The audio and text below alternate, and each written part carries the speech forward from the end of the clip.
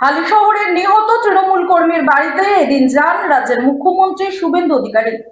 10 লক্ষ টাকা এবং নিহতের স্ত্রীকে চাকরির ঘোষণা করেন মুখ্যমন্ত্রী।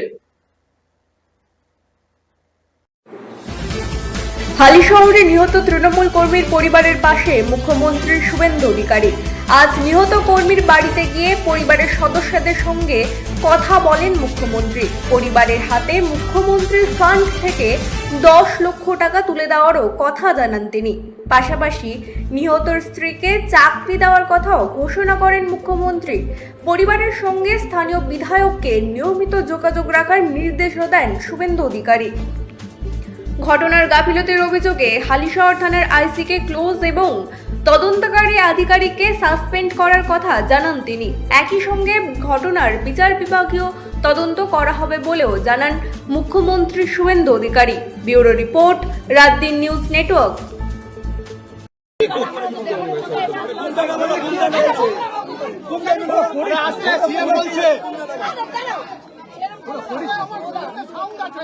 এসিএম বলছেন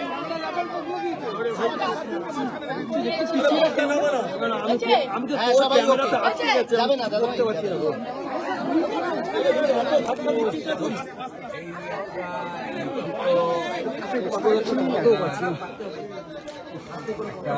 চিঠি আমাকে ভিক্টিমের ওয়াইফ যে ছেলেটি মারা গেছে আমার হাতে দিয়েছে।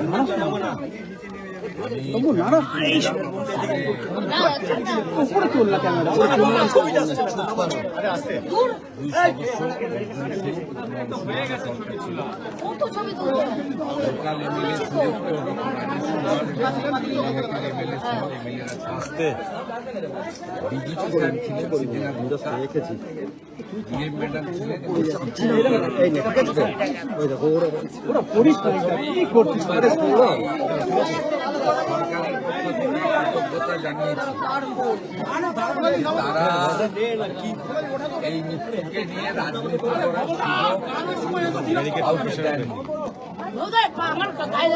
গতকাল প্রাক্তন মুখ্যমন্ত্রী এসেছিলেন,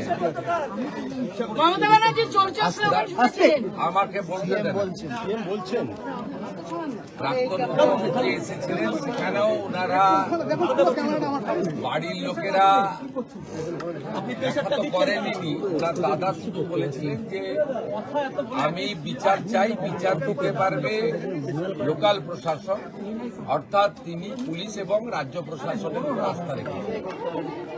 এটা একটা বড় পাওনা। পশ্চিমবঙ্গের রাজনীতিতে বিভিন্নভাবে, ধরুন কোথাও পুলিশের গুলি চালনাতে, সেখানে পুলিশের দোষ বা অন্য কার দোষ আমি জানি না, রাজনৈতিক সংঘর্ষে, বোমাবাজি, বন্দুকবাজি, সংগঠিত রাজনৈতিক সন্ত্রাস এবং হেফাজতে বা রাজনৈতিক হেফাজতে অনেককে রাজনৈতিকভাবে তুলে নিয়ে গিয়েও খুন করা হয়েছে। এমন অনেক উদাহরণ রয়েছে এই পশ্চিমবঙ্গে। কিন্তু আপনারা, আমি প্রয়াত জ্যোতিবাবুর কথা বলবো না, প্রয়াত বুদ্ধবাবু এবং প্রাক্তন মুখ্যমন্ত্রী মমতা ব্যানার্জির সময়ে একটা উদাহরণ দেখাতে পারবেন না যে রাজ্য সরকারের প্রশাসনিক প্রধান মুখ্যমন্ত্রী, তিনি রাজ্য মন্ত্রিসভার সদস্য, ডিজিপি, তাকে সাথে নিয়ে রাজনৈতিক ভিন্নমত পোষণ করা লোকের বাড়িতে এসেছেন। তার বক্তব্য শুনে তাকে সরকারের যে কর্তব্য সেটা পালন করার জন্য, এই উদাহরণ আপনি পাবেন না, যেটা আমাদের সরকারের সময় আপনারা দেখতে পাচ্ছেন। পরিবারও কমপ্লিটলি তৃণমূল পরিবার, ওর মিসেস কাউন্সিলর, তারাও বর্তমান সরকার এবং পুলিশ প্রশাসনের উপরে, হায়ার লেভেলের উপর, লোকাল পুলিশের উপর ওদের অভিযোগ আছে, সিপি ডিজিপির উপরে, ডিএম এর উপরে, চিফ মিনিস্টারের উপরে, লোকাল এমএলএ এর উপরে কনফিডেন্স রেখেছে। এটা আমাদের বড় পাওয়া।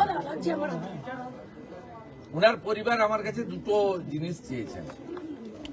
বলেছেন পুলিশের হেফাজতে মারা গেছে, এবং আমরা জেনেছি শারীরিক অত্যাচার হয়েছে। আপনাকে দোষী পুলিশদের বিরুদ্ধে কঠোর ব্যবস্থা নিতে হবে। দ্বিতীয়, উনি বলেছেন দুটো বাচ্চা আছে, উনি আর্নিং মেম্বার ছিলেন, এদের পড়াবো কি করে, আমি খাবো কি? আপনাকে আমার ভবিষ্যতের দায়িত্ব নিতে হবে, বাচ্চাদের পড়ানো। তৃতীয়টা, উনি বলেননি আমরা করেছি। আমি ওনাদেরকে যেটা বলেছি সেটা আপনাদের বললাম, যে পুলিশের লকআপে বা হেফাজতে মারা গেছে, এটা তো দিনের আলোর মতো সত্যি। কতটা শারীরিক অত্যাচারে মারা গেছে বা কিভাবে মারা গেছে, এটা আমি বা ডিজিপি সাহেব বলতে পারবো না।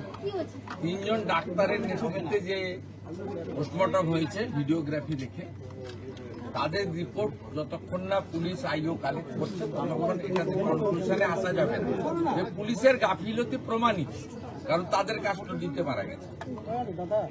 এবারে কতটা কি অত্যাচার করেছে ইন ডিটেলস পিএম রিপোর্টে পাওয়া যাবে। আমরা প্রাথমিকভাবে থানার আইসি কে ক্লোজ করছি পুলিশ লাইনে, আর আইও ইনভেস্টিগেটিং অফিসার তাকে সাসপেন্ড করছি। ম্যাজিস্ট্রেরিয়াল ইনকোয়ারি এক্ষেত্রে প্রোটোকল ম্যান্ডেটারি। সাধারণত ডেপুটি ম্যাজিস্ট্রেট লেভেলে বা এসডিও লেভেলে ইনকোয়ারি হয়। আমরা এক্ষেত্রে ঘটনার গুরুত্ব অনুভব করে এবং পরিবারের দাবি মেনে উত্তর 24 পরগনা জেলা শাসক মহোদয়াকে ম্যাজিস্ট্রেরিয়াল ইনকোয়ারি করার জন্য দায়িত্ব দিচ্ছি। চিফ সেক্রেটারি বিকালের মধ্যে তার নোটিফিকেশন বের করে দেবেন, অফিসিয়াল অর্ডার বের করে দেবেন, আমি ফিরে গিয়েই করে দেবো ফাইলের সঙ্গে। সেকেন্ড হচ্ছে, ওর পরিবারকে আমি হোম মিনিস্টার, বছরে 3টে অ্যাটেন্ডেন্ট পাই। আমি ওর স্ত্রীকে আমার অ্যাটেন্ডেন্ট হিসেবে চাকরি দিলাম। উনি শোক কাটিয়ে ওঠার পরে লোকাল থানার সঙ্গে অ্যাটাচ থাকবেন এবং 12 মাস 15,000 টাকা করে এরা পায় অ্যাটেন্ডেন্ট। 12 মাস কমপ্লিট হলে গ্রুপ ডিতে পার্মানেন্ট হয়ে যায়, কারণ বাকি চাকরি তো পরীক্ষা দিয়ে হয়, আমরা তো ভাবে চাকরি দিতে পারি না। C agreed. আমরা থার্ড যেটা বলেছি যে মৃত্যু অর্থ দিয়ে হয় না, কিন্তু সব প্রদেশেরই সরকার, কেন্দ্রের সরকার একটা দায়িত্ব থাকে। এই জন্য CM relief fund, PM relief fund, এই জন্যই ডিজাস্টার ম্যানেজমেন্ট ফান্ড, এই জন্যই থাকে, ব্যবস্থা থাকে সরকারের। ওরা আমাদের কাছে অর্থ চায়নি, কিন্তু আমি চিফ মিনিস্টার রিলিফ ফান্ড থেকে 10 লক্ষ টাকার একটি চেক আপনার মিসেসকে দিয়েছি। যেটা আপনাকে নিতে হবে না, আপনাকে একটা চাকরি, ছোট চাকরি হলেও দিলাম আমরা। দুটো বাচ্চার নামে আপনি এমআই করে দেন, পড়াশোনাটা দেখতে হবে। আর পোস্টমর্টম রিপোর্টে যা আসবে এবং ডিস্ট্রিক্ট ম্যাজিস্ট্রেটের নেতৃত্বে ম্যাজিস্ট্রেরিয়াল ইনকোয়ারিতে যা রেকমেন্ডেশন দেবে, তার ভিত্তিতে পরবর্তী পদক্ষেপ আমরা মেনে চলব। কাস্টোডিয়াল ডেথের ক্ষেত্রে সুপ্রিম কোর্টের, এনএইচআরসির এবং রাজ্য সরকারের নিজস্ব কিছু ব্যবস্থা রয়েছে, সেই ব্যবস্থা মেনেই এটা করবে। ডিজিপি সাহেব পার্সোনালি এবং হোম সেক্রেটারি ম্যাডাম পার্সোনালি এটা লুক আফটার করবে এবং আমাকে রিপোর্ট দেবে, এবং এমএলএ এবং সিপি প্রপারলি লোকাল ফ্যামিলিকে ইনফর্ম করতে থাকবে যে সরকারের ইনভেস্টিগেশন এবং তার অ্যাকশনের প্রসিডিউরটা কি।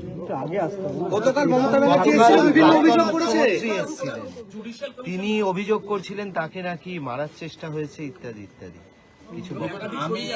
আমি আপনাকে প্রথমত বলি, উনি প্রাক্তন মুখ্যমন্ত্রী এবং একজন বিশিষ্ট রাজনৈতিক নেতা বা নেত্রী হিসাবে প্রোটোকল পান, জেট প্লাস নিরাপত্তা।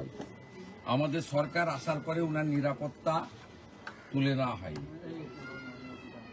উনি যেখানে খুশি যেতে পারেন, যেখানে পুলিশ মনে করে বা 163 থাকে সেখানে রেস্ট্রেন করা হয়, যদিও আমার এই 3 মাস সময়কালে বারুইপুরে 163 ছিল, যে 4 জনকে অ্যালাউ করা হয়েছে, তো আমাকে 104 বার হাইকোর্টে যেতে হয়েছে। উনি সব জ্ঞান না দিলেই ভালো। উনাকে আমি পরামর্শ দিতে পারি না, বয়সে বড়। মুখ্যমন্ত্রী হিসেবে অনুরোধ করব, আপনি প্রপারলি ডাইরেক্টর অফ সিকিউরিটিকে, সিপি কলকাতাকে, এডিজিএলও কে, যদি ডিজিপি আপনার পছন্দের না হয়ে থাকে, আপনি যাকে পছন্দ করেন, বা আপনার অফিস তো আছে, আপনার পার্টি আছে, এখনো ছোট হয়ে গেলেও আছে, ভেঙে গেলেও আছে, তা আপনি মেল করে আপনার শিডিউল জানালে আপনি যে প্রোটেকশন পান অ্যাজ পার ব্লু বুক, সেই প্রোটেকশন আপনি পাবেন।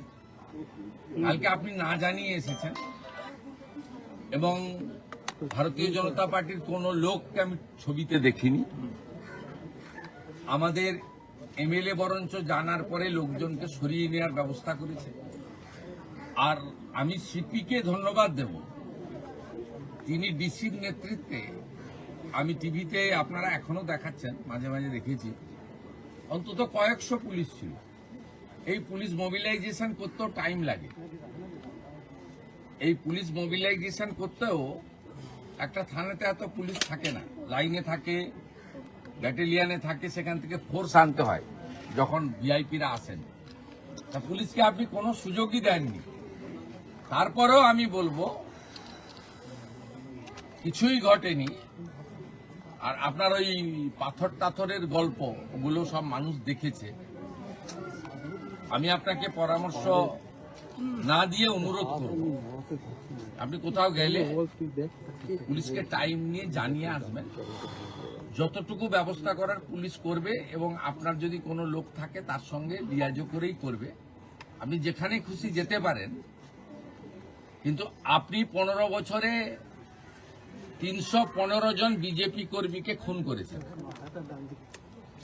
এর সাথে অভয়ার মতো ইনসিডেন্ট অসংখ্য। আপনি কোথাও একবারও কোনো আপনার অপোজিট থটের লোকের বাড়িতে গিয়ে সহানুভূতি দেখিয়েছেন, এ উদাহরণ নেই। আপনার সময়ে রাজবংশী যুবক মৃত্যুঞ্জয় বর্মনকে এএসআই মোয়াজ্জেম হোসেন কালিয়াগঞ্জে মাঝরাতে বুকে গুলি করে খুন করেছে। আপনি মৃত্যুঞ্জয় বর্মনের পরিবারের পাশে দাঁড়াননি, কিন্তু আপনার দলের কর্মী এবং আপনার দলের কর্মী স্ত্রী, যিনি তৃণমূল কংগ্রেসের এখানকার কাউন্সিলর, তার বাড়িতে রাজ্যের মুখ্যমন্ত্রী হাই লেভেল টিম নিয়ে এসে পরিবার যা যা চেয়েছে প্রাথমিকভাবে সেটা পূরণ করার মধ্য দিয়ে একটা মুখ্যমন্ত্রীর, শুধু দলের নয় রাজ্যের, এটা আপনাকে আমি বুঝিয়ে দিয়ে গেলাম, শিখিয়ে দিয়ে গেলাম। যেটা আপনি করতে পারেননি, সেটা শুভেন্দু অধিকারী করার চেষ্টা করুন। Sir, today you visited the deceased wife, and this is the first time we have seen that CM visiting the another party member's house. Sir, kindly brief, sir. It's a very pathetic and painful incident. Yesterday, ex-CM tried to enter his family, but their family member opposed.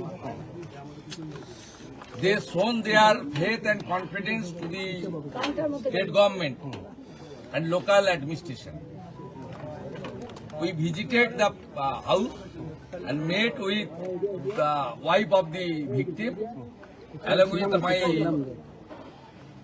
cabinet colleagues, local MLAs, Honorable DGP, Honorable District Magistrate and others.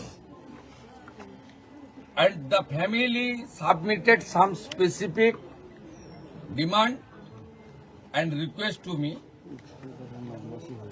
I am trying my best to fulfill their commitment. So, what are the actions taken by you, sir? Initially, we are waiting for postmortem report. We suspended the local investigating officer and closed the officer in charge of the local police station. because that person was in custody. Second thing, under the leadership of the district magistrate, the magisterial inquiry will start and they will find out the actual reason. State government declared one service to victim wife.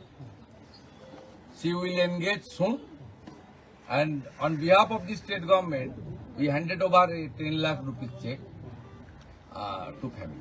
Family accepted it. We are satisfied.